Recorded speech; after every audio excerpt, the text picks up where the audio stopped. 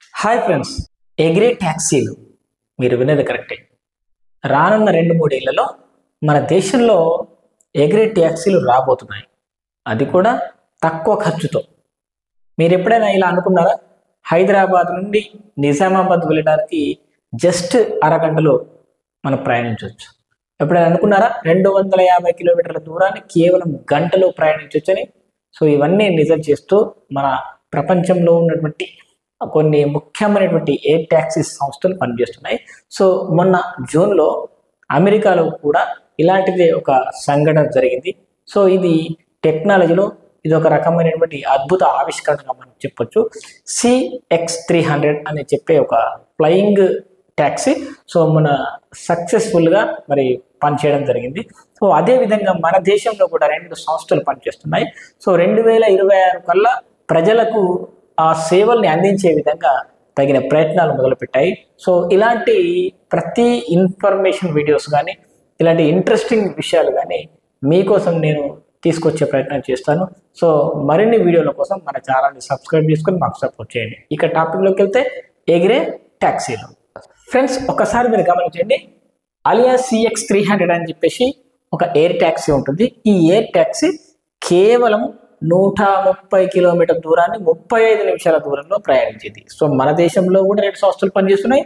ఆ 2 సంస్థలు కూడా కేవలం హాఫ్ అన్ అవర్లో 100 కిలోమీటర్ల దూరాన్ని ప్రయాణించగల సామర్థ్యాన్ని కలిగి ఉన్నాయి అన్నమాట.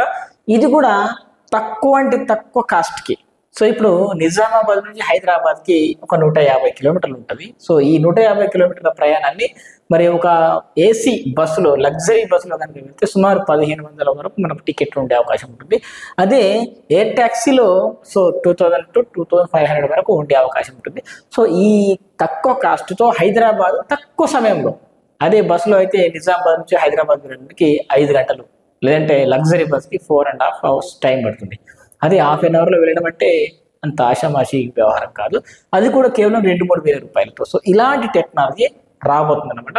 సో పౌర విమానయాన చరిత్రలోని తొలిసారిగా జూన్ 3న అమెరికాలో అలియా CX300 అని చెప్పేసి ఒక ఎయిర్ ట్యాక్సీ అయితే ప్రారంభమైంది. సో అత్యంత వేగంగా గమ్యస్థానానికి చేరుకుంది. సో దీనికి హెడ్సెట్ పెట్టుకోవాల్సిన అవసరం లేదు. జస్ట్ మనం అన్ని కిటికీ డోర్లు అన్నీ పెట్టేస్తారు.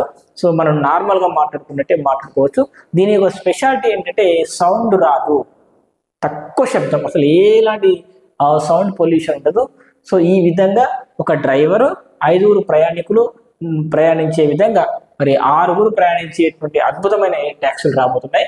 సో అంతర్జాతీయ సంస్థలతో కలిసి మన భారతదేశంలో ఉన్న సంస్థలతో పనిచేస్తున్నాయి. సో 2026 నాటికి అందుబాటులోకి వస్తున్నాయి.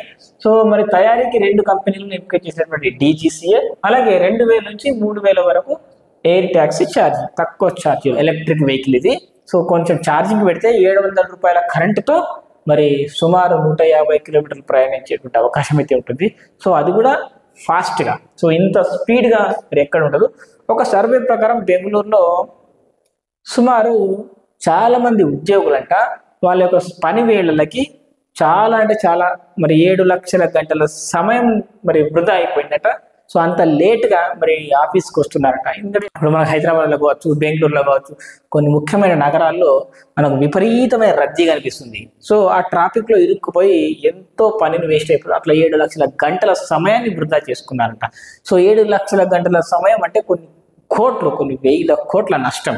సో ఈ విధంగా ఒక్క బెంగళూరుకే కాదు, హైదరాబాద్ కావచ్చు, చెన్నై కావచ్చు, కోల్కతా కావచ్చు, బాంబే కావచ్చు, ఢిల్లీ కావచ్చు, ఇట్లా మన దేశంలో ఉన్నటువంటి ఎన్నో ఆఫీసులు, ఎన్నో ప్రైవేట్ సెక్టర్ కావచ్చు, మరి పబ్లిక్ సెక్టర్ కావచ్చు, ఏ సెక్టర్ అయినా సరే ఉద్యోగులు తమ పని వేళల్లో లేట్ రావడానికి ముఖ్య కారణాల్లో మరి ఈ ట్రాఫిక్ అనేది పెద్ద సమస్యగా మారిపోయింది అనమాట.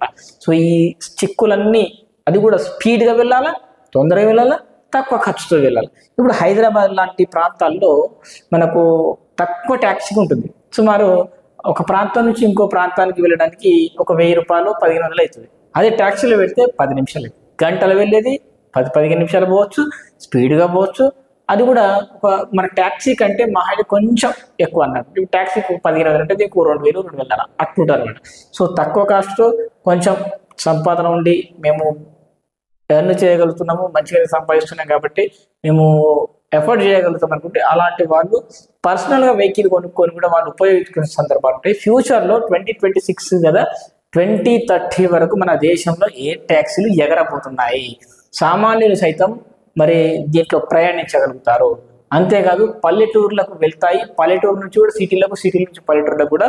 సో ఈ విధంగా ట్యాక్సీలు నడిపే అవకాశం అయితే ఉంటుంది ఫ్యూచర్లో.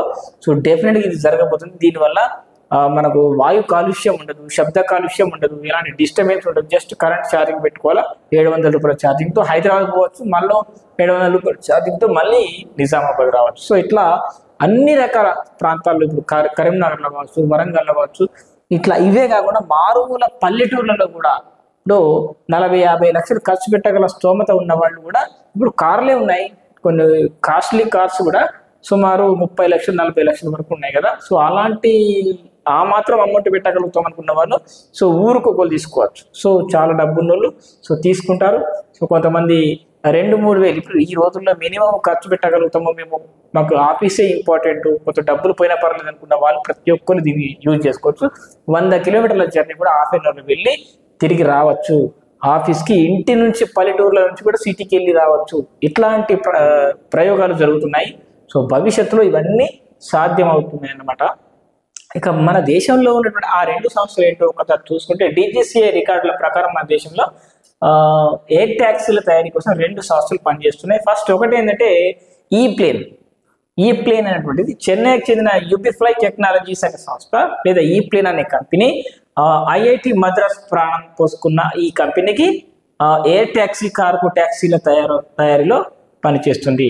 సో IIT మద్రాస్ వాళ్ళ సంయుక్తంగా వాళ్ళ యొక్క హెల్ప్తో మరి ఇది తయారవుతుందంట. సో దీనికి ఈ ప్లేన్ అంటారు.